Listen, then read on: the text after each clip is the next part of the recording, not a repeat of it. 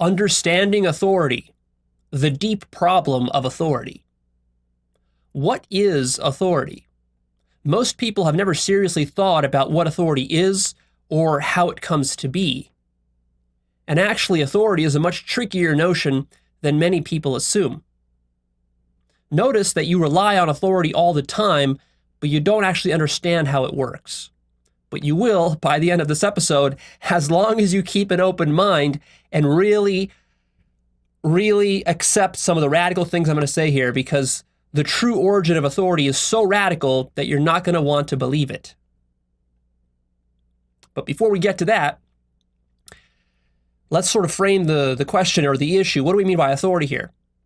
Authority simply is the power or trust that you place into other people or things in society, and you rely on these things or people in whom you place this trust to be a source of truth or knowledge or reality for you. In fact, what you're doing, not knowing really what you're doing, is that you're placing, or rather you're using these people and things as anchors to ground your own sense of reality, without which you'd be completely lost. But how do you know who to trust? Should you trust the Bible? Should you trust the Quran? Should you trust scientists? Which scientists should you trust? Should you trust the biologists, the chemists, the physicists, the astrophysicists, the quantum physicists? Which quantum physicists should you trust? There's a lot of them. They disagree with each other. Should you trust your elementary school teachers or your middle school teachers or your university professors? Which culture should you trust? Should you trust Western culture, Eastern culture, Indian culture, American culture, European culture, African culture? And even more importantly, by what criteria are you going to determine who to trust? Really think about this from a very fundamental level. Think about it from the level of like, you are born into this world and you have no understanding or knowledge of anything. You don't know the difference between up and down. And you certainly don't know the difference between truth and falsehood. And you certainly don't know who you can trust and who you can't trust. People just assume that these things are givens and that these are easy questions to answer. Not at all. So who are you going to trust? How do you know that you can trust, for example, your university professor about the things he's teaching you? You see the problem here is that you're going to say something along the lines of, well, I can trust my university professor because of da-da-da-da-da. But how do you know you can trust that? You see? And then trust that and trust that and trust that. You see, you have an infinite regress problem. Because any authority figure that you cite, we can always question them and then ask ourselves, well, by what authority is that authority figure an authority figure? And you see, this creates a really tricky problem. In fact, it creates a vicious circle because it's begging the question all the time. So if you say, for example, that we can trust MIT scientists, how do you know that? Well, because in school you were taught that scientists generally tell you the truth. But how do you know that was true? How do you know what they told you in school was true? Well, because my parents told me that I should go to school and listen to the teachers there. Okay, but how do you know that your parents were correct? You see, eventually what the mind does is it just sort of surrenders and says, well, it's probably just right. I mean, why go into all this toxic skepticism? I mean, Leo, we just have to, at some point, we just have to accept that some stuff is just a given. And that's where you get yourself into a lot of trouble. Because what you're doing there is that you're giving authority to a thing or to a person or to an institution without being conscious that you're doing so. And I want to make you more conscious of this. Now, here's where it gets really radical. You know, I talk about non-duality a lot if you've been listening to my content. So you need to have some basic understanding of non-duality in order for this episode to make sense. So I'm assuming that you understand it. So Here's something, though, that you don't understand about non-duality yet. There's a lot of radical implications to non-duality that people don't understand until they get really deep into non-duality. So here's one of them. If non-duality is true, like I say, and everything is one, that's what non-duality means. It means that you can't draw a boundary between anything because all boundaries are, in a sense, arbitrary and relative. Then what that means is that there is no difference between you and another person, another being, which means that ultimately, when you connect all the dots, there can be no authority but yourself. You are the only authority in existence. That's utterly profound and life-changing to understand. Because most people do not act as though they understand this, because they're not conscious of it. Because they actually believe that there are higher authority figures in the universe than them that they can listen to and look to for truth and guidance and advice. And what I'm telling you is actually, there ain't no such thing. There is only you. There is only you. Again, it's very easy to overlook the significance of what I'm saying here, so we're going to go into it in some detail to make sure that you get it. This is very radical stuff when you really get it. It's going to freak you out. This is going to utterly mindfuck you. All authority whatsoever is your authority.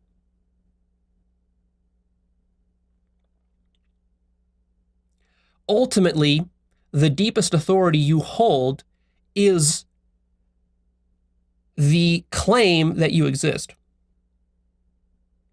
So if I ask you, do you exist? You will, of course, say, yes, Lee, of course I exist. But how do you know that? Under whose authority are you claiming that you exist? Under your own, of course. You're not asking me if you exist. You're not asking a scientist. You're not asking Albert Einstein whether you exist or not. You're not even asking your parents whether you exist. You are asking yourself. Now, this is such a fundamental question that most people would say, well, Leo, there's no alternative to saying that I exist. So of course I exist because here I am. So, I mean, what's the big deal? You're not getting it. You are telling yourself that you exist and you're actually believing that. That's not a given. That's not obvious. Consider the possibility that if you did not tell yourself that you exist, the universe would not know that you exist. You exist because you say you exist, and for no other reason. Now, of course, you're in such a tricky position here in life because you have to survive. Once you've already committed yourself to the position that you exist, that now, of course, you can't even consider that you might not exist. That doesn't even seem like a plausible position to you. Well, this is where you have to really open your mind here. So what I'm telling you is that all authority ultimately comes from you, and that there can be no other authority because there actually is no other but you. So not only are you the arbiter of whether you exist or not, but also beyond that, you are the arbiter of all other truth in the universe. You control what is true. Because, and here's where it's very radical, stay with me, you are God. And you created yourself, and you created the entire universe, and you created all others. And you are the truth with a capital T. Now, you're not conscious of how you created yourself, the universe, and all others. That's a question for another day. We can't get into that here. But you, in fact, did create yourself and the universe and all others. You just don't know how you did it yet. Well, that's something we got to work on. But since you did that, since you are God, and since you are one, because God is one, there can't be two gods because God is infinite and you are infinite, There's no one you can turn to ask whether it's true that you are God, because you're God. Think about this from God's point of view. Let's say, just imagine that there was a God.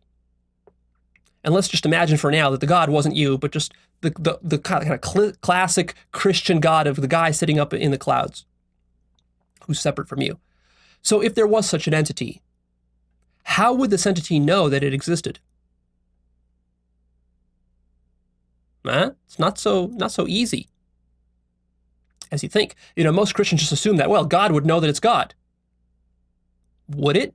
Would it though? How would it know that? Who would it turn to verify that it's God? What if God was doubtful? What if God wasn't sure whether it's God? What if God had to scratch his head and say to himself, wait a minute, I'm God? But I can't be God. That's crazy for me to say that I'm God. Who am I to say that I'm God? That's very narcissistic and egotistical after all. What if I'm not God? Let me go ask somebody whether I'm actually God. Surely somebody must know if I'm God or not. After all, if I'm God, someone should be able to tell me that I'm God. Surely there must be a book where it is written that I am God. Otherwise, I can't know that I'm God. What if I'm deluding myself? You see, this is the reality of what it would be like for God to come to know itself. See, people just take it for granted that, well, if there was God, God would just know itself automatically and there would be no problems. It doesn't work that way. And the reason I'm framing it this way is because you are it. You. How do you think you were born? You created yourself. You just aren't conscious of it yet. Because you're in denial that you're God. Because you think it's egotistical or narcissistic to think that you're God. And you think that if you were God, you would surely know it. But surely there must be that first time when God realizes that it is God. Well, what I'm telling you is that that first time is right now for you, right here. This is the discussion we're having. You are God in denial that you are God.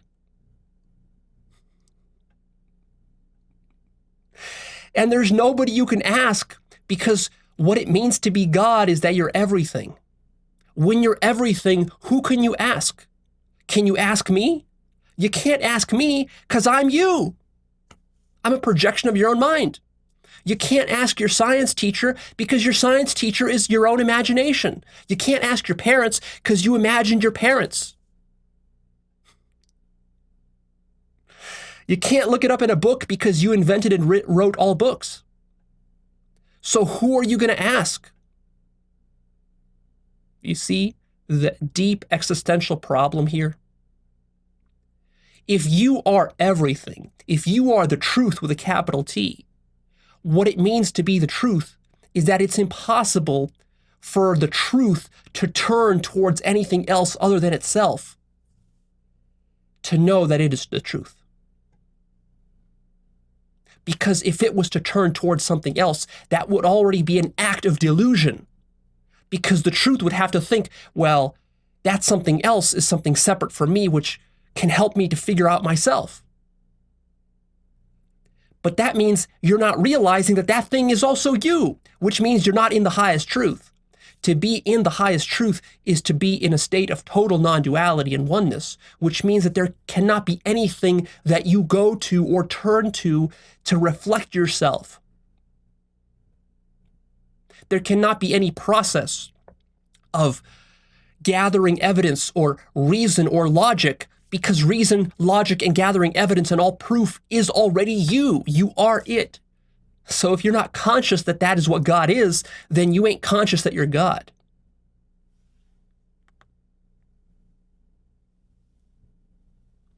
So in fact, you are the ultimate authority, as God is, because you are alone and you are one. All authority stems from you. All authority is projected out from you and imagined by you, including all authority figures. The only way that anything has authority for you as a human, right now you're imagining that you're a human, is because you have ceded it your authority. but you have done so unconsciously, in a state of delusion. You are not taking responsibility for your true authority as the creator of your entire world, life, and experience.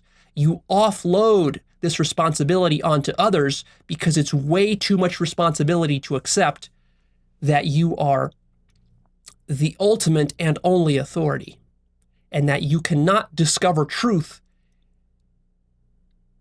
aside from your own self. What I'm saying is that if you say that some source is true or credible, you are in fact creating that. So very practically, in the human realm, we've got things like Nobel Prizes, PhDs, doctorates, diplomas, credentials. None of this has any value or meaning or significance or authority in and of itself other than the authority that you give it. So here's how authority really works. You start out life with 100% absolute authority. Then you unconsciously give that authority to parents, teachers, adults, politicians, leaders, celebrities, scientists, people with Nobel Prizes, PhDs, institutions, governments, cultures, and so on and so forth. You make various judgments about who you can trust and who you can't trust. And in doing so, you are actually projecting your authority in an unconscious way and then denying that that authority came from you. So, for example, you might listen to some Nobel Prize scientist tell you something, and then you will say, whoa, that's a very trustworthy person. Look at how credible that is. He's so truthful. What he says must be true. And when I tell you, are you conscious that you are the one who is giving the truth power to him? You will say no, because you'll say that, no, Leo, he's a scientist. He's very well respected, and he's got a bunch of Nobel Prizes and PhDs and all of this, and the community respects him, and science is a credible industry or a credible epistemic process, and therefore that's why it's the truth. It's not the truth because I say it's the truth, Leo. It's the truth because it actually is the truth. And what I'm telling you is that that's wrong. You're wrong. What you had to do was first give your own authority to all of these things, like the method of science, to school, to university, to Nobel Prizes, to all of this. You have to give your authority to it, and then it gets kind of reflected back at you as though it's being given or rained down upon you. It trickles down upon you, when really you are the one from whom it trickles. See? This gets a little bit more obvious when we start talking about religious examples, which we'll get to in a second. But before we get to that, let me give you some more examples. So, for example, all research studies, all scientific experiments, all data, all evidence, all interpretations, and all analysis is only true if you give it authority and truth. What? Leah, what? How can that be possible? I mean, a scientific experiment demonstrates the truth. A mathematical proof demonstrates the truth. I'm not projecting the truth into it. The truth is there, and I'm just discovering it. Wrong. Wrong. You're not conscious of how you're giving it the truth, how you're giving it authority. Who gets to say whether this particular scientific experiment was valid? You do. You. Not the scientist. Of course, the scientist can also say whether it's valid or not. He can have an opinion about it. But ultimately, it's your opinion about it that matters the most. Because who says whether that scientist's opinion of that scientific research study is valid? Only you can decide that. Nobody else can decide that. Who gets to decide what counts as evidence? In the end, only you. Who gets to decide whether a particular interpretation or analysis of a situation is correct? In the end, only you. Who gets to decide what counts as data? Only you. This is a little bit more obvious in religious examples. So, for example, we've got religions, we've got holy books, we've got scriptures, we've got gurus, priests, rabbis, imams, politicians, and kings. And in the past, these all, the politicians and kings and priests, all of this was mixed together. Now we have a little bit more separation of church and state than we used to. But for thousands of years, this was all mixed together. And in fact, actually, science was also mixed into this, and philosophy and universities, they were all mixed into this. Universities were religious schools. That's what they were originally. Don't forget that. So, you see, who determines whether a religion is credible and valid? You. Only you. You could say, oh, Leo, but we can take measurements and we can scientifically debunk certain aspects of the Bible. Only if you give your consent to those debunking efforts. Who determines whether the debunkers are actually valid or not? Only you. Which is precisely why, if you haven't noticed yet, people around the world believe such crazy things. There are so many different worldviews and beliefs and religions and scientific theories and conspiracy theories and just political theories, just God knows how many ideologies and cults and all this. How is any of this possible? It's possible precisely because people are not aware that whatever they give their authority to becomes an actual authority in their life. They're imagining it. And the reason that's happening is because you have the ultimate authority within you. You get to say what's true. You might say, well, Leo, but nobody can deny and contest an obvious truth like that the sun is shining in the morning when you walk outside. No one can deny the existence of the sun. Wrong. Of course you can deny the existence of the sun. You can say that the sun is a hallucination. You could say that you're in a dream right now and the sun is just like a simulation in a matrix, for example. You're a brain in a vat, you're just hallucinating the sun. There isn't really a sun. Right? So, see, you always have the last say. Because in the end, who gets to determine what is a hallucination? Who gets to determine what is reality and fiction? Who gets to determine what is imagination and what is truth and what is delusion? You. You and nobody else can do it. Start to take acceptance of this. Start to take ownership and responsibility for what you're doing, because you've been making this up your whole life and you don't want to admit it. Here's an example for you that's sort of radical. Albert Einstein is a creation of your own mind that you imagined. You've never met Albert Einstein. You have no idea if he actually lived. You're imagining Albert Einstein. And as you did so, you told yourself that this guy is a really smart, important scientist and that he discovered some important truths about physics, and therefore he should be looked up to. After all, he's one of the most genius scientists of all time. You imagine that entire story. See? But in order to pull this off, in order to hold Albert Einstein as an authority, to cite him as an authority figure for your arguments about reality, you had to deny that you actually made him up and made him an authority. You have no idea whether Albert Einstein actually advanced truthful ideas. You haven't deeply studied Albert Einstein. You haven't studied his theories of general relativity. You don't really understand what he talked about. You imagine that you do. You believe it. You have faith in it. And therefore, it's an authority for you. And you use it to anchor your worldview. You see? You do this, of course, not only with Albert Einstein, but in 100 different ways, with various scientists, religious leaders, gurus, spiritual teachers, parents, educators, politicians, leaders, you name it. This helps you to create a sense of reality. Because, see, why do you do this? Because if you do this and you're not conscious that you're doing it, then what you can do is you can create the illusion of an independent source of truth. You can then say, oh, but I read it in a book and therefore it must be true because I trust that book. Or, Albert Einstein wouldn't be lying to me. There's no way he could be wrong because he was tested, his theories were tested by other scientists. But how do you know that?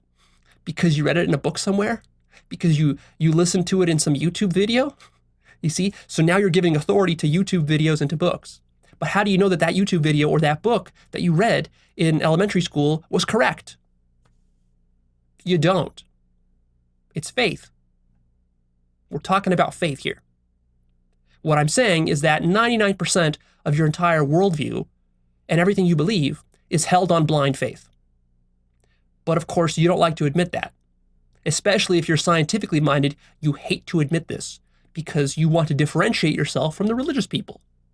So you think that you have some leg up on them and that you don't use faith to build your worldview. Well, you're completely deluded in this respect. That's what I'm trying to show you. In reality, there are no sources of truth independent of you. You are the ultimate source. You divide yourself to create a sense of other and a sense of reality. Let's take a look at various domains here where this issue of authority comes up. We're going to take a look at religion, science, politics, and then spirituality. So it's easiest to understand this within religion because most people understand that religions are full of dogma and myths and fairy tales and falsehoods. This is obvious to most people, although, of course, there are still plenty of people in the world, probably 50% of people in the world who still don't understand this, but okay. Those of us who are beyond that, we do. So what's the classic problem with a religious fundamentalist, like a fundamentalist Muslim or Christian? The problem is that you start to argue with them about the existence of God or something, and you tell them like, well, okay, so how do you know that God exists? And they'll say, well, because the Bible says so. Okay, but how do you know that the Bible is true? Well, because the Bible is the Word of God. But how do you know that it's true that it's the Word of God? Because God created it. But how do you know God created it? Because the Bible says it. So it turns into a vicious circle very quickly. And, those of us who are more scientifically minded, we see through that very fast. The religious person, of course, can't see through that because they're locked in their paradigm. And they're not understanding that they are the one who are giving authority to this holy book. All holy books work this way. Whether it's the Bible or the Quran or the Torah or the Vedas or the Bhagavad Gita or anything. You might say, well, Leo, but the Bhagavad Gita, this is a classic spiritual text which has been around for thousands of years and it has been validated by the best gurus and teachers around. You see what you just did there?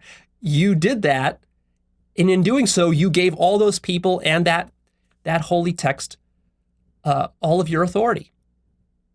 Because how do you actually know that the Bhagavad Gita is true and that all of these holy teachers and traditions were correct? You don't know. You just assume so. You just have faith in it. See?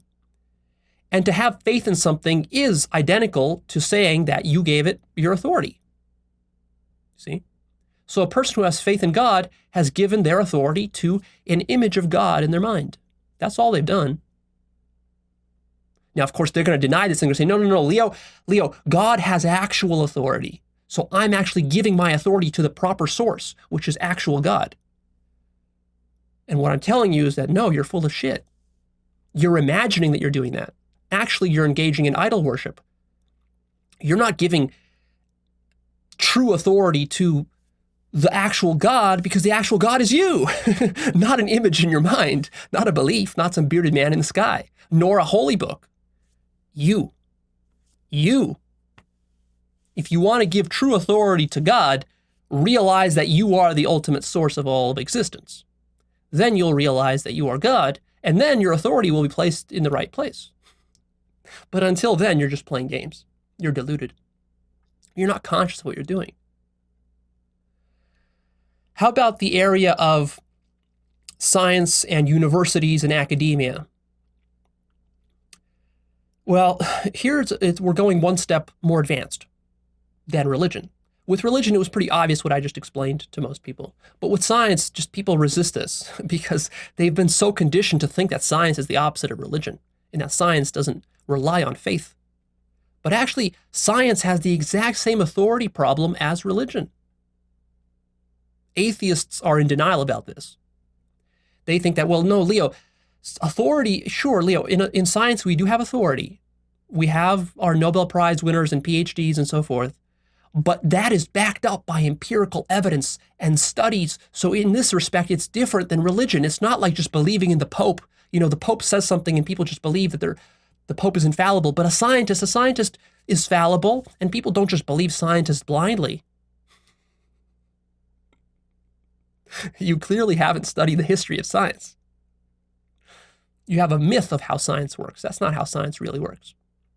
Science is completely preoccupied with this issue of authority. It is the lifeblood of science, is authority. Every scientist devotes his whole career to protecting and defending his integrity and his authority, making sure he doesn't make mistakes. Why is he so careful about this? Why is he so careful about getting published in the most respected research journals and getting cited the most compared to all of his colleagues? Why do they care so much about Nobel Prizes and research grants and working for the most prestigious universities? Precisely because it's not about the truth. It's a status game. It's a game for authority. It's a social construction. The way science works is that you need to build a consensus amongst your peers. That means they need to accept your ideas. If they don't accept your ideas, you're banned from the club of science, even if your ideas are true. Truth is secondary within science. Authority and credibility is primary, which is why scientists are so obsessed with it in such unhealthy ways. And this, of course, corrupts the endeavor of science and academia and university.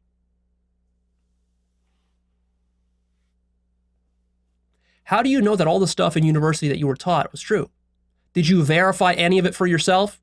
Of course not. You verified less than 1% of everything you learned in university.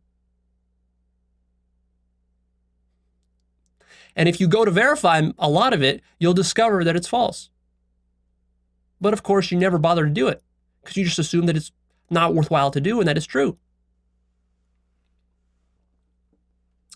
So actually, this problem of believing in the Pope that religion suffers from, science suffers from exactly this same problem.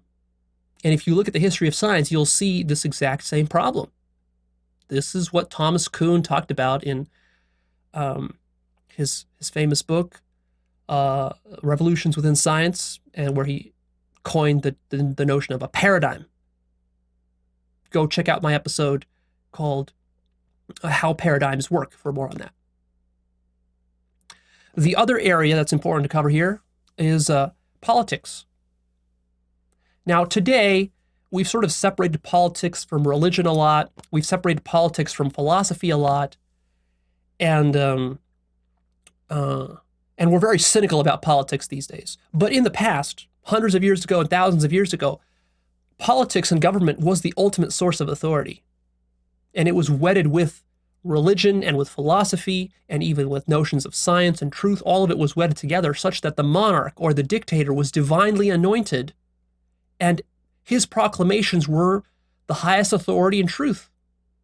And people just accepted that and believed it. So what changed between that thousands of years ago, let's say in ancient Egypt, we might imagine, or even in Europe, in the medieval times, the kings and monarchs were divinely anointed. They were actually the sons of gods. Sometimes they were even called gods.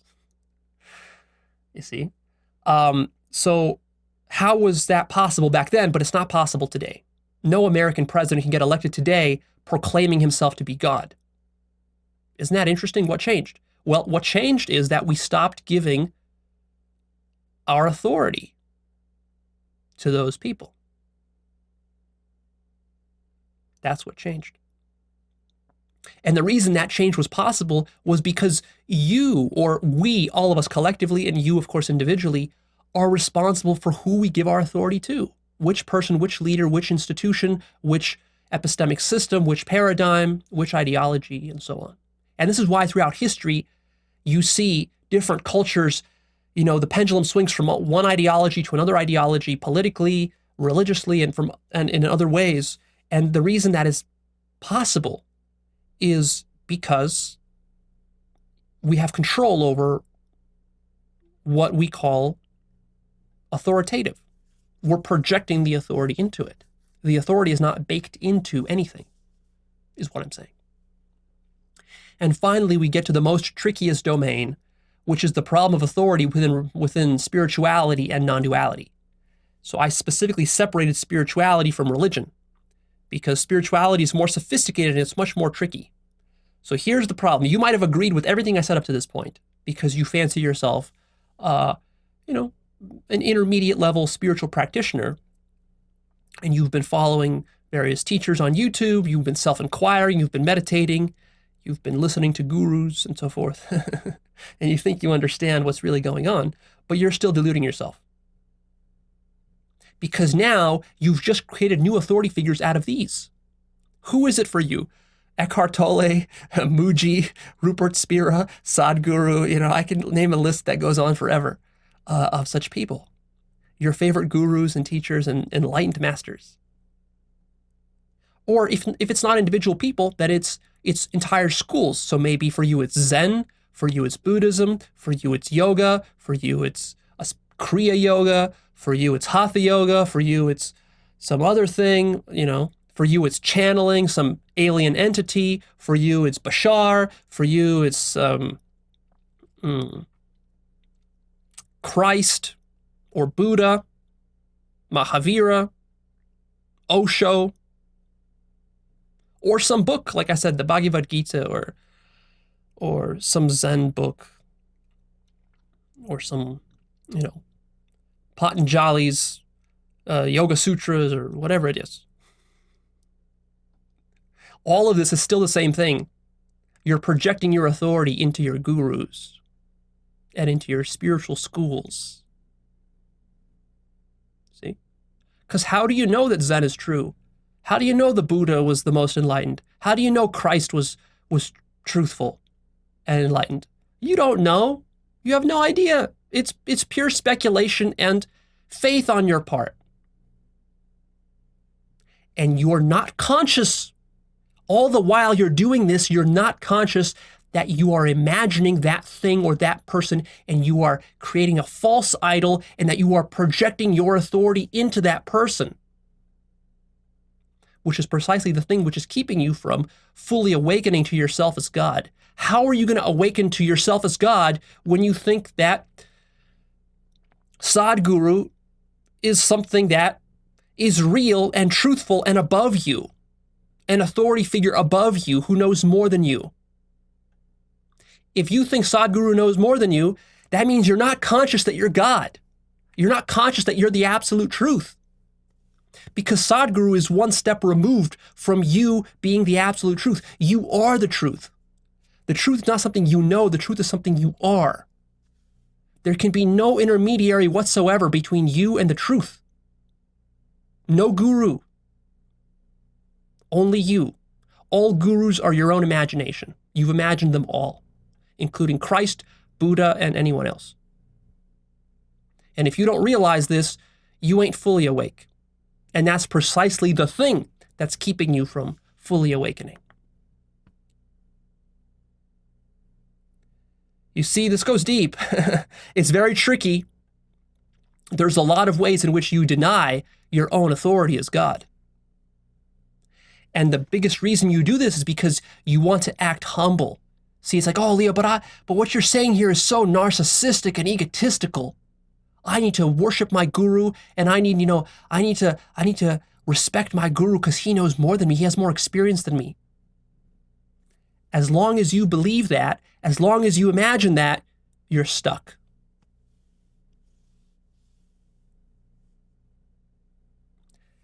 Experience is right here. Nobody can get you closer to your own experience of existence but you. You're in it. You're in existence. You are existence. And yet you're looking for some other human fucking being to tell you that you exist and what you actually are. You need some guru to tell you that you're God. You need me to tell you that you're God. It's a fucking absurdity what you're doing. The only one who can tell you that you're God is you by fucking realizing that that's what you are. Not by me telling you.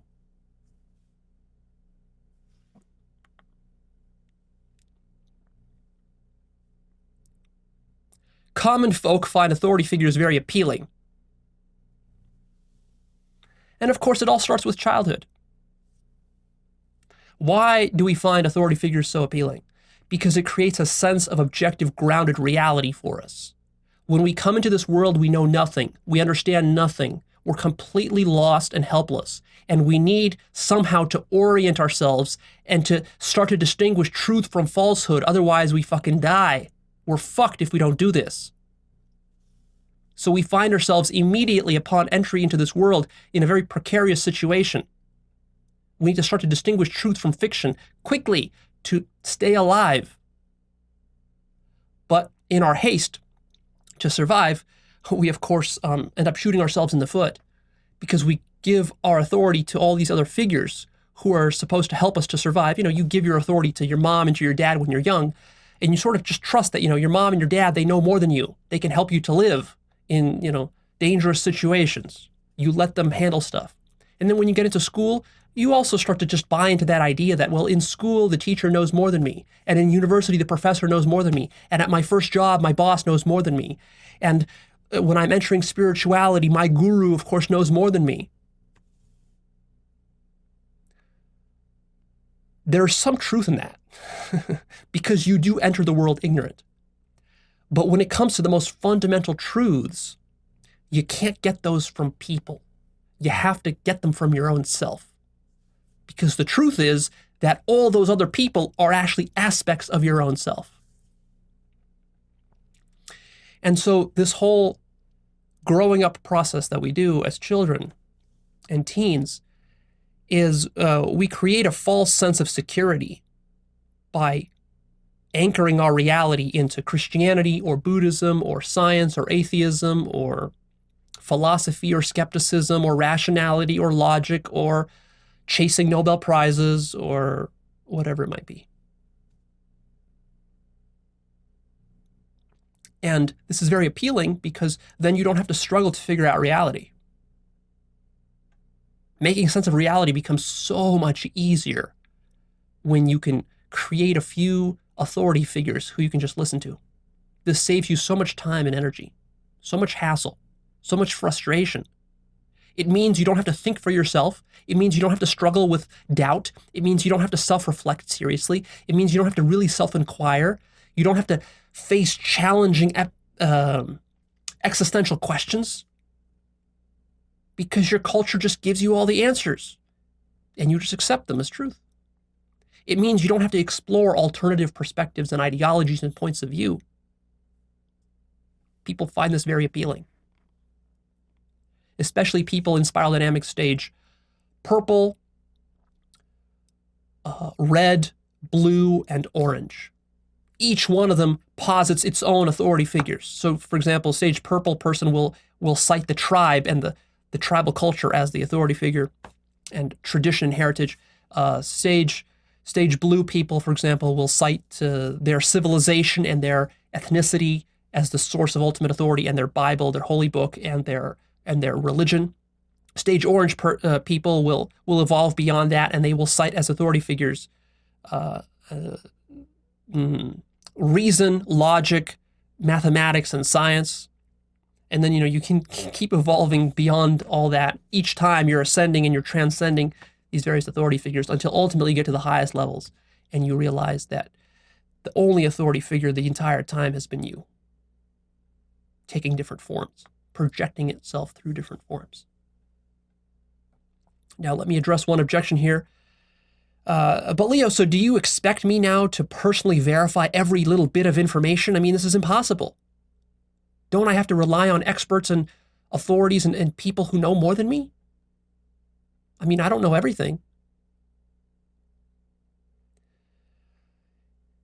Yes, you don't know everything. And that's exactly what I'm saying. You can't verify all information. The fact of the matter is that the epistemic situation we find ourselves in as humans is that we're in an unknown world and we have to survive, and it's a life and death game. And we are always dealing with imperfect information, highly imperfect information. There's much less that we know than that we don't know in all circumstances, no matter what we're doing, in a relationship, in school, in science, in the laboratory, in politics, in government, in your family life, in your work, in your business. There's so much you don't know. And so you're constantly afraid. And so you're looking for a sense of security, and you need information to help you to survive and to be effective and successful in all these different domains. So of course, it's natural that you turn to books and to experts, and you need to practically do that for purposes of survival. But what I want you to understand is that there's different ways of going about that. There's the way that most people do it, which is just blindly accepting everything and not doing any serious self-reflection or existential investigation. And then there's the other way, which is that, yes, you can use those sources, of course, read books and so forth. But there are certain aspects of your understanding of reality which cannot be outsourced to anybody and cannot be trusted to anybody. Not to the most enlightened guru can you trust this. It's your job to figure that part out, to verify it. And these are the topics of who are you? What is the world? What is God? What is the purpose of life? These sorts of big questions, these are the ones that you can't just outsource, and you can't just go read up in some holy book or get from some scientist or prove with some research study. These are the ones you personally need to roll up your sleeves and get involved with. See? And it's also about a certain attitude that you need to take. Most people's epistemic attitude towards life is that, oh, well, the truth is just easy to understand. Whatever's true is just what my culture tells me. And there's nothing interesting or radical to discover. That kind of arrogant attitude is exactly what I'm trying to steer you away from. The proper attitude is one where you are fully appreciative of how little you know and how precarious all of your knowledge is, and just how blind and how faith-based all of your beliefs are, and how precarious your entire worldview is, how easily it can crumble, how it's a house of cards, really, held together with snot.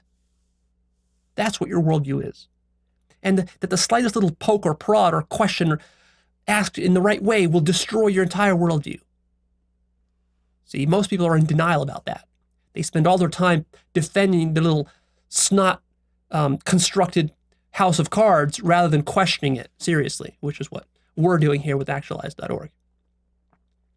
So it's a very different epistemic attitude that I'm sharing with you here.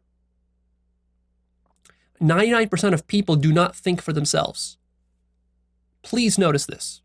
I hope you have noticed this in your several decades of living in this life. If you've lived to your 20s or 30s, by now I hope you have noticed that 99% of people do not think for themselves, including you.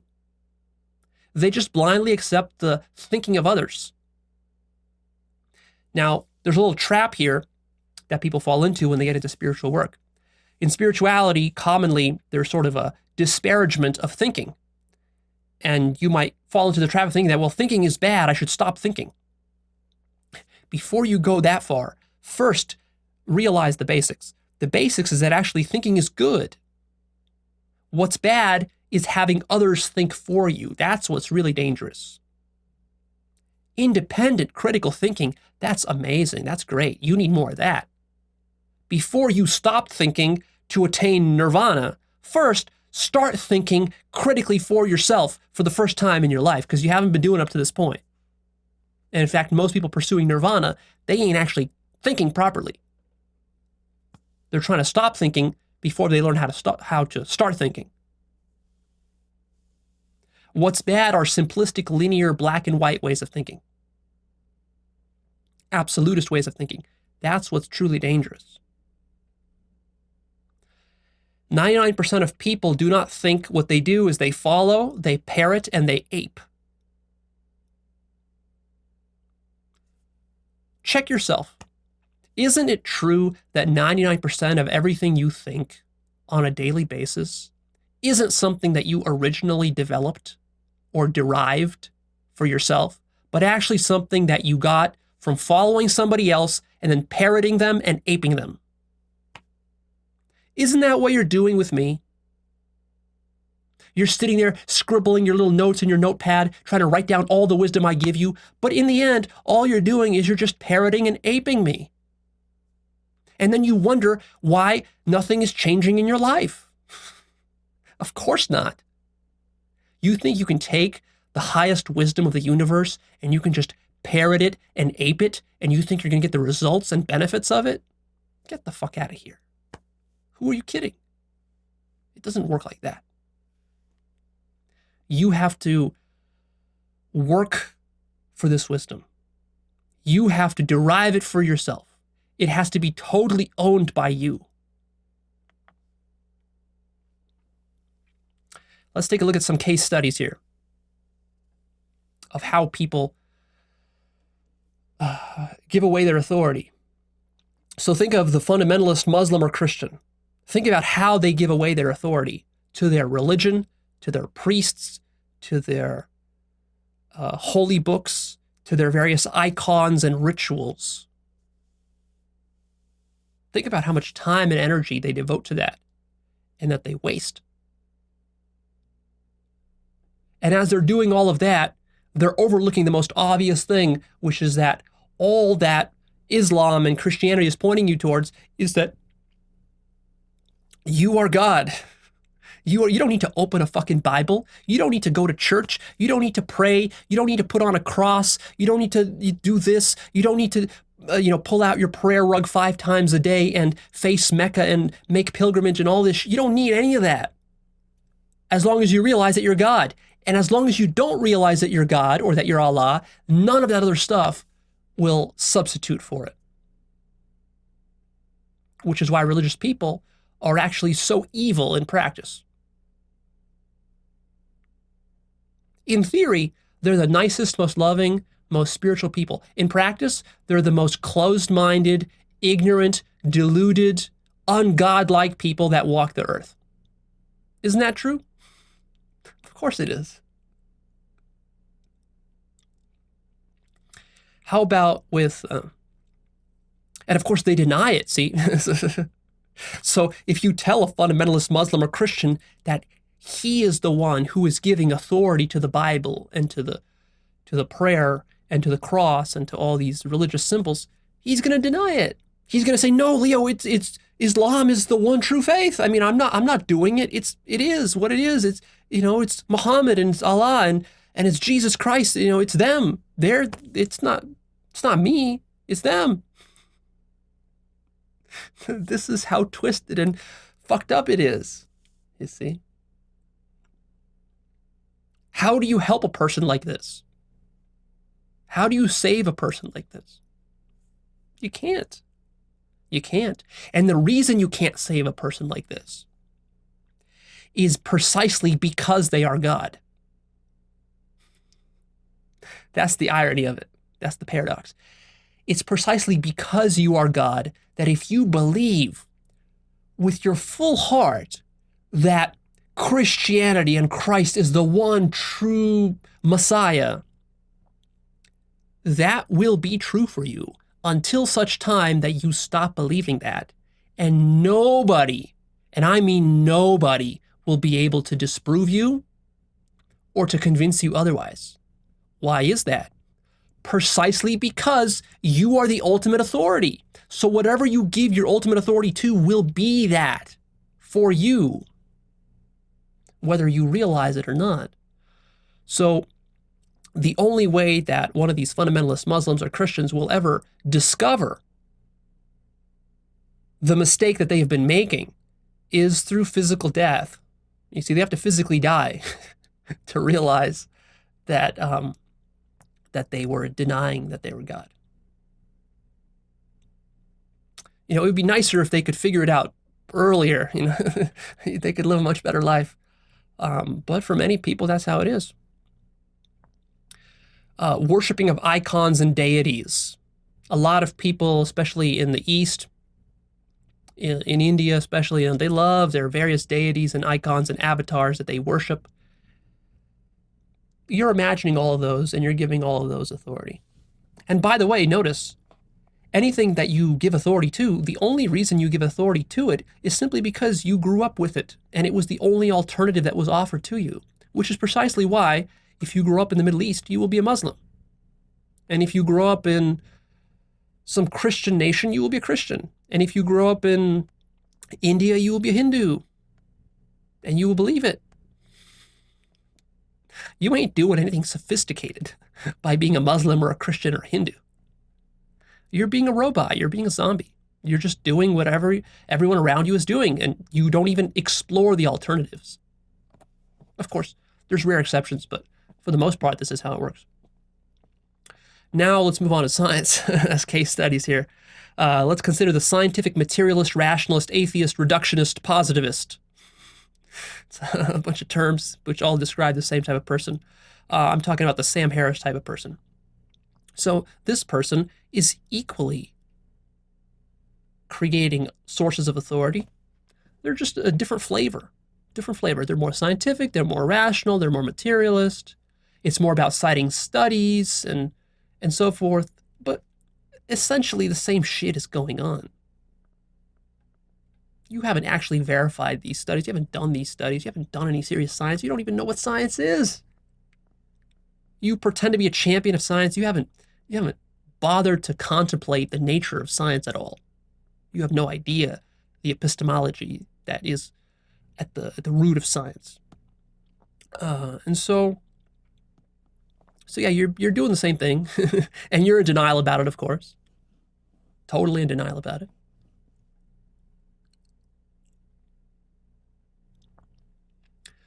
How about the skeptic and the debunker as a case study? These are often the same type of people as I was just describing. Same thing. The skeptic and the debunker has sources of authority that they use for their debunking and their skepticism. That's the twisted, perverted irony of modern skepticism. Go check out my episode called True versus False Skepticism, where I go into that in a lot of depth. How about the example of the Zen student and his master? I've met people like this in real life who are Zen students devoted to their Zen master. And they listen to everything the Zen master says. And they follow his every word, hang on his every word, worship him. But they ain't fucking enlightened. They don't know that they're God. It's easy to tell. You see? They're too busy worshiping the master and following the master to actually question the master seriously.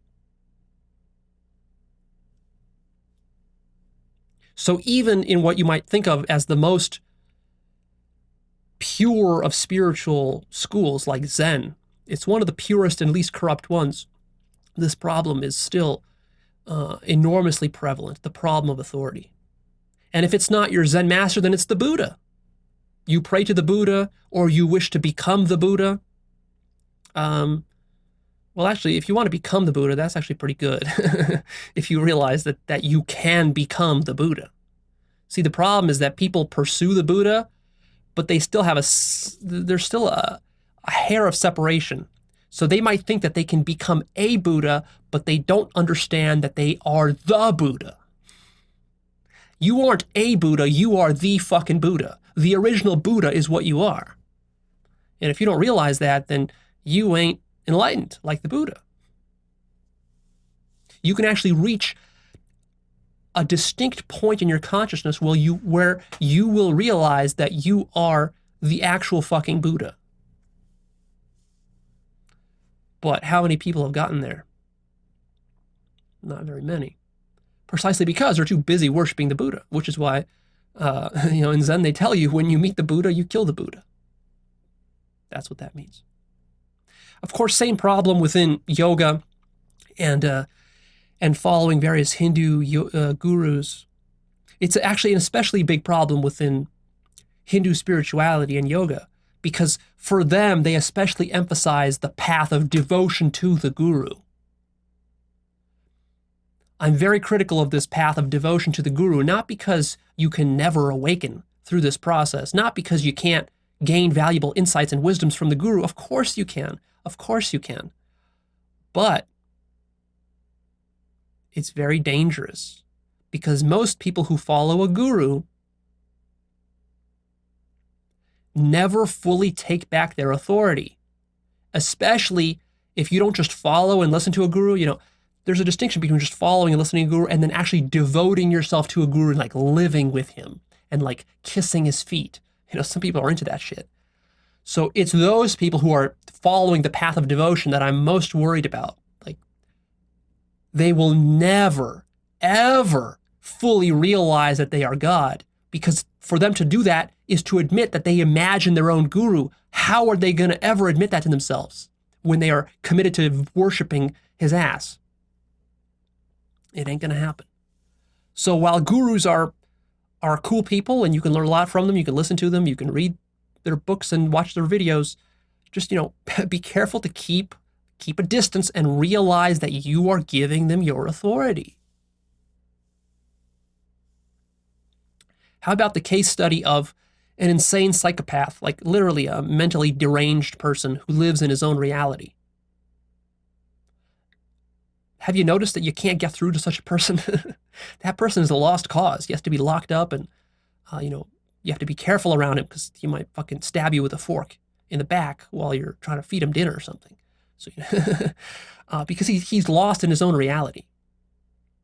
Why can't you get through to this person? Precisely because he's given his own authority to some mental constructions that he's created, some psychopathic, schizophrenic, delusional world that he inhabits.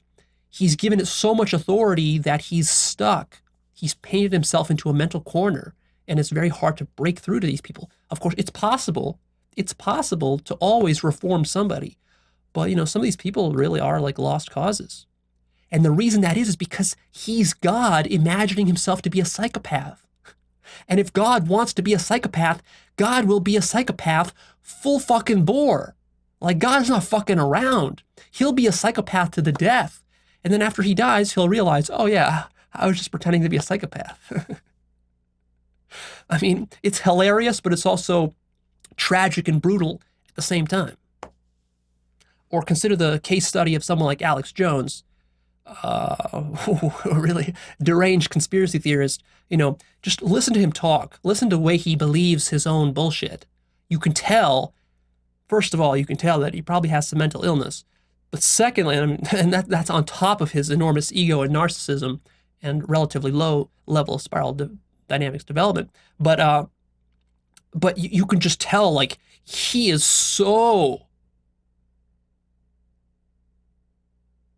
committed to giving his conspiracy theories his own authority as God that they're true for him.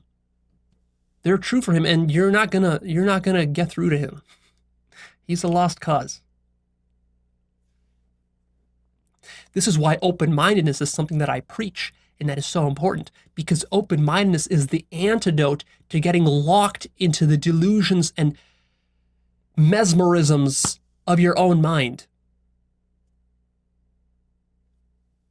If you want to discover that you are God, you better be very fucking open-minded. Otherwise, you're going to get hung up on one of these ideologies. You're going to give all your authority away. When you give all your authority away, how can you recollect it? To recollect your authority is to recollect it, to recall it, to remember what you are, that you are the source of the entire universe. that you're imagining the whole thing. That's what recollection means. Spiritual, it's a spiritual term.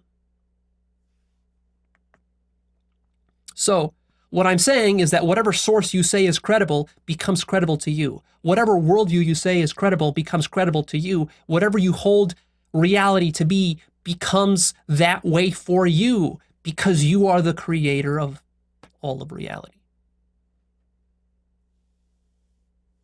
By ceding authority unconsciously to others, you paint yourself into a corner in your own mind and you get paradigm locked, and then you're unable to reach the highest levels of truth, consciousness, love, and life.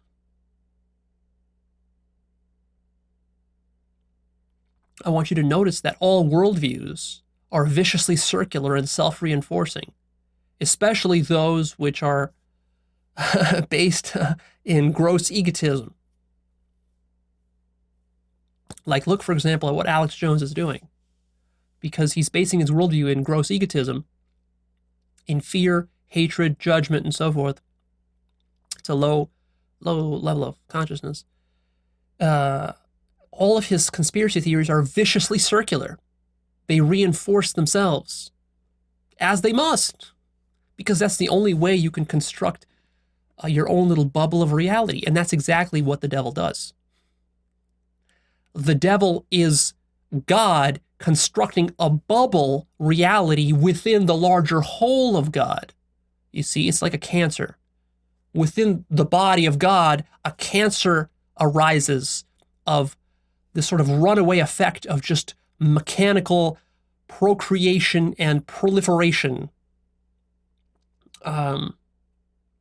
which becomes a sort of a runaway chain reaction effect, which ends up destroying the entire system. Of course, you can't really destroy God because God is infinite, but you can destroy aspects, parts of God. Like you can destroy the planet. You can destroy planet Earth with devilry. And that's exactly what we're talking about, devilry here. So devilry, in its essence, what is devilry? Devilry is the denial that you are God. And that's exactly what the Christian tradition teaches you, is that Lucifer is the fallen angel who separated himself from God and said that he wants to, he would rather rule in hell than serve in heaven. Isn't that what the myth says? Isn't that what you're doing? Isn't that what you're doing by projecting your authority onto others? See? To accept that you are God, you would have to start to serve God, which is what you're terrified of. Because you want your own egoic self-agenda to be the thing that's being served. Which is why you don't want to accept that you're God. Because if you accepted and realized that you're God, your whole life would change. Much of your devilry would be expunged in the light of God. Because you would take back responsibility.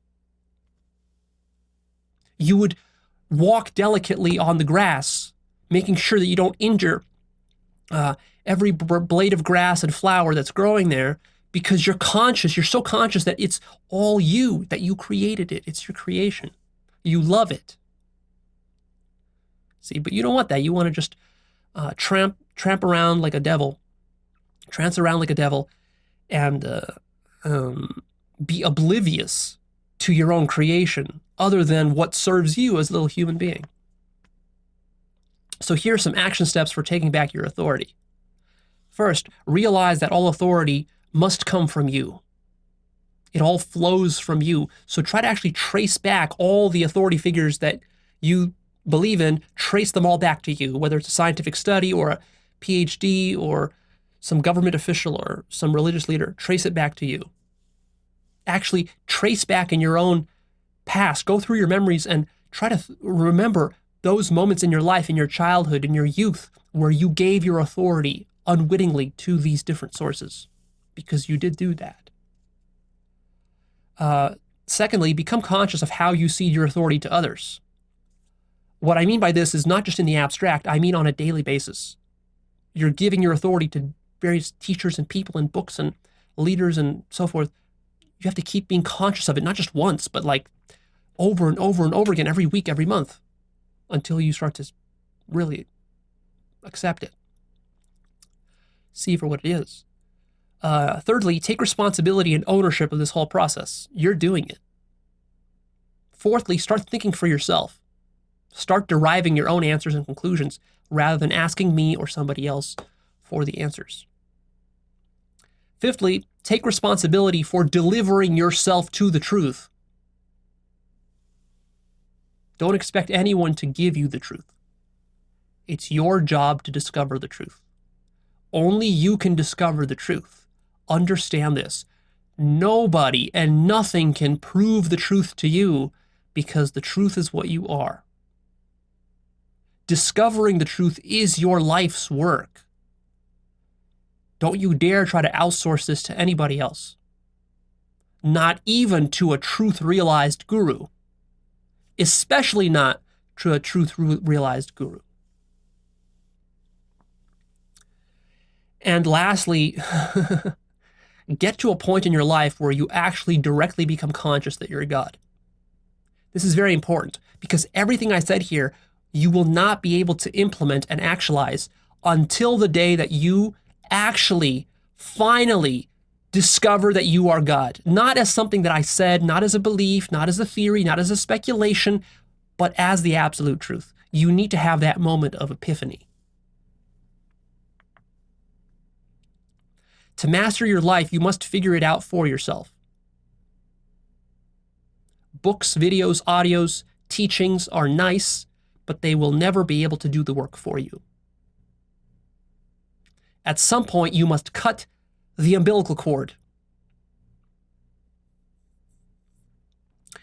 And you must go into a free fall, into a state of groundlessness where you feel completely lost and alone.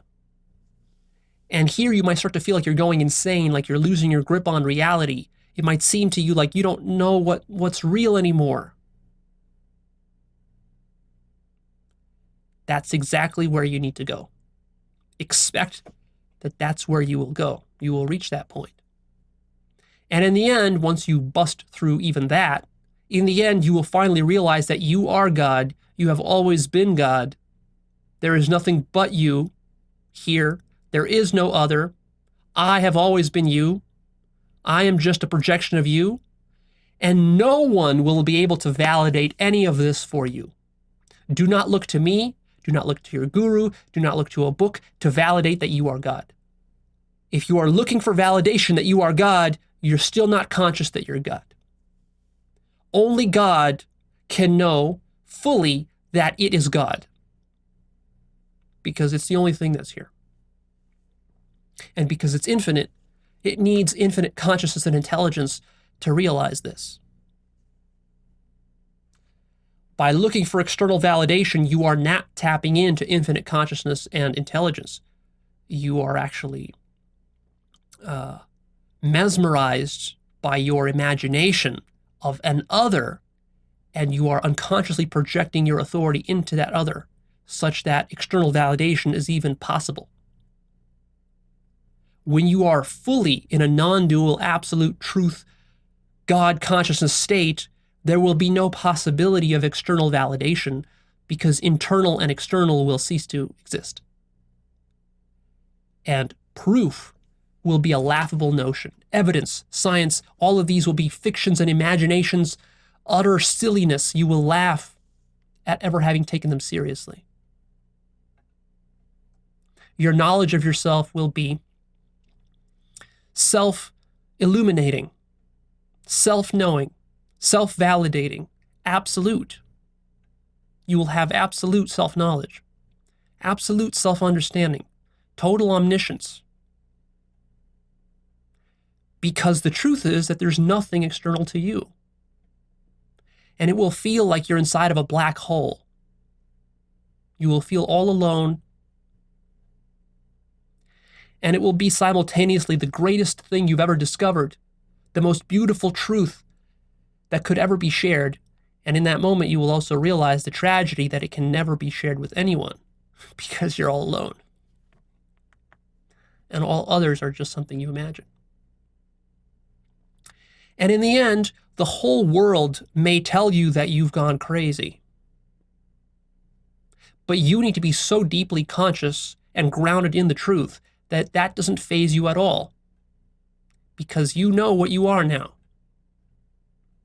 If you don't fully take back your own authority, you will then compromise with ignorance.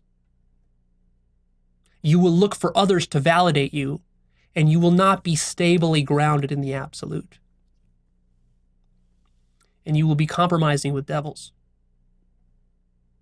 Remember that truth is not a popular consensus. Truth is not the midpoint of all opinions. Truth is what you are. You must come to your own conclusions. And yet at the same time, I must warn you that you must also be open to constructive feedback, and you must be willing to reevaluate your beliefs and ideas and worldviews. And you must still turn to experts for outside perspective. Not so that they can validate you, but just because they can expose you to new ways of looking at the world. You need to be conscious that even though, yes, you are God, you still have blind spots. You might wonder, well, Leo, how can God have blind spots? Isn't this a contradiction? No, it's not a contradiction. God contains all limitations within it. And it's precisely because God's mental power, the power of its imagination, is so infinite that it can trap itself into various corners and dead ends as it constructs this infinite labyrinth of reality. And it explores all these different dreams and nightmares and delusions. So God can delude itself, which is precisely where you find yourself right now. You are God deluded. So just remember that others can help you to see your blind spots. So in this sense, others are important, even though others are you. Others can show you new ways of looking at the world that you never even thought were possible. So there is value in relationship. There is value in learning from experts and teachers and gurus. And there is value, falling in love with somebody and having them show you a new way of looking at the world, their way of looking at the world. There is value in exploring different religions and sciences and different epistemic schemes and different paradigms. So this is all in line with what I was telling you about open-mindedness. Make sure you keep yourself open.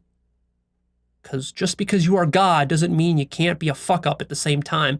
Doesn't mean you can't be arrogant. Doesn't mean you can't be closed-minded. Doesn't mean you can't make mistakes. Doesn't mean you can't be wrong.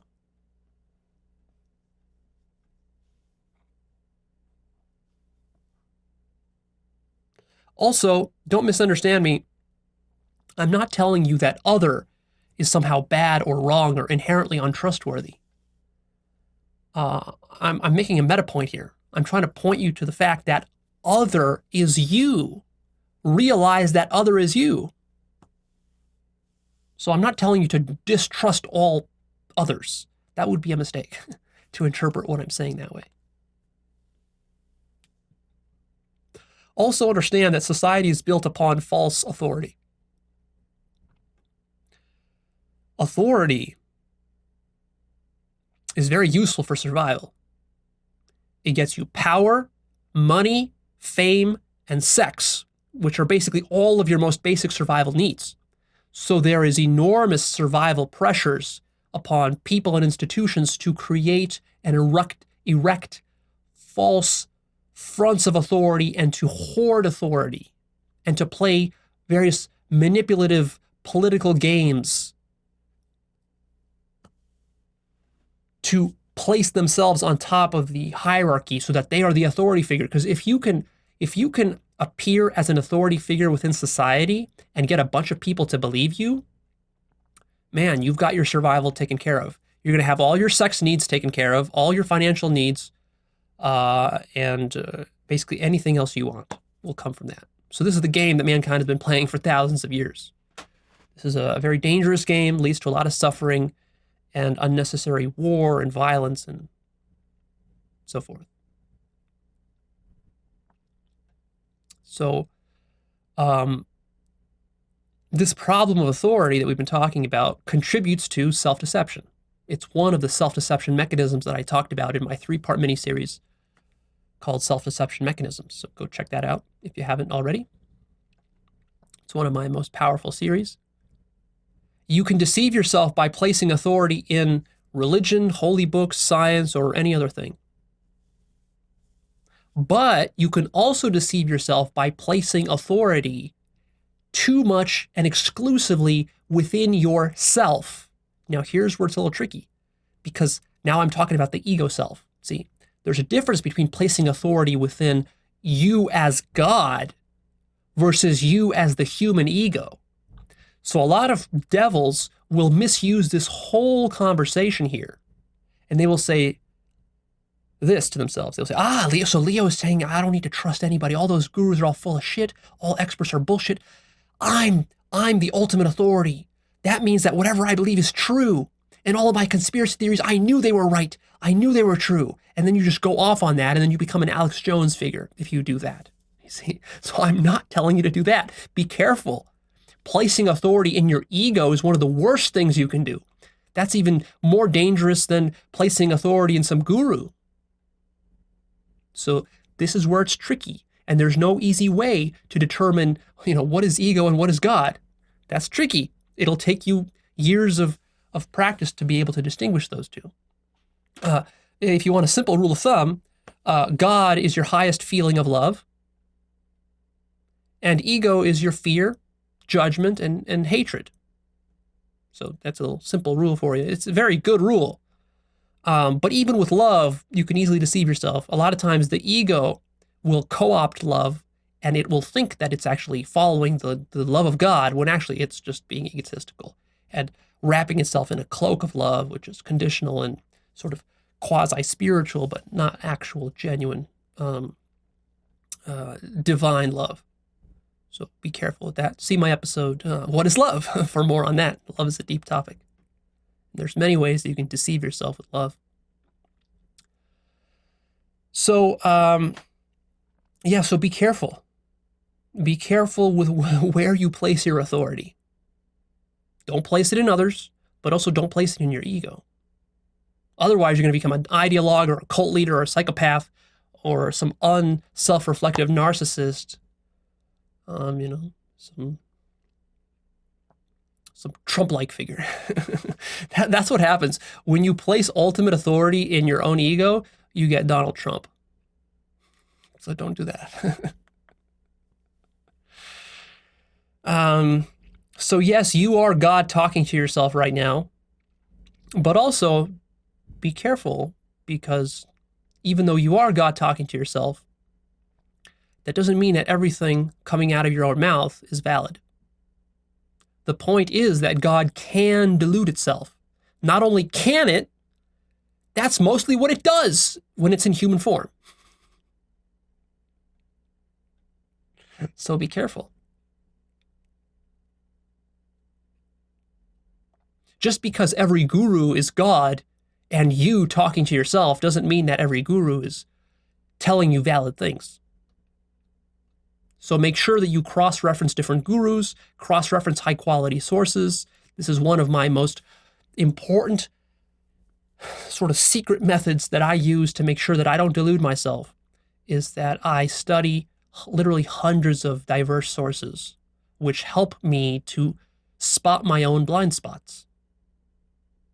And even then, I'm still fallible. I still make mistakes. There can be no foolproof formula for arriving at the truth, because consciousness is a vast, infinite thing, and there are so many ways that it can trick itself and get wrapped up in itself. Various vortices of delusion that occur within consciousness, so watch out. You must always stay vigilant against self-deception. And that's what I'll leave you with. All right, if you liked the video, make sure you click the like button for me. That helps out, spreads the message. And come check out Actualized.org. That's my website. You'll find my blog there. You'll find my book list, speaking of high-quality sources. Over 200 of some of the best books that I've ever read, compiled for you and reviewed. The Life Purpose Course, and the forum. And the last thing I'll say is this. You might wonder, you probably have, watching all these videos, Leo, do you ever doubt yourself? What if you're deluded, Leo?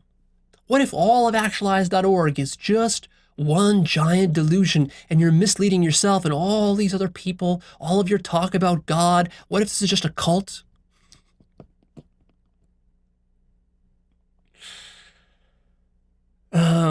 Yeah, how do you explain that to somebody? There's just no way to communicate it. You see, I've become conscious that I'm God, and I've become conscious that everything is my own creation. And so I've taken back my full authority. And from your point of view, I look like a deluded psychopath or a narcissistic cult leader for saying this. But the irony of it is that it's the absolute truth. But you'll never know, because I'm speaking to you from inside the black hole that you have not yet entered. When you enter this black hole for yourself, you will discover exactly what I told you. But of course, at that precise moment, you will also discover that I'm imaginary, and that there's only you, and that now you will find yourself in the exact same position where I was speaking from, where you have access to the absolute truth. You know for 100% certainty that you are God and that you have invented everything and that you are the only source of authority in the universe and that there's nobody else you can turn to. You will know that, and you will want to share this truth with other people, but you'll realize that you can't. And then you'll understand my position. And that's the twisted beauty and paradox of reality. That is infinite consciousness.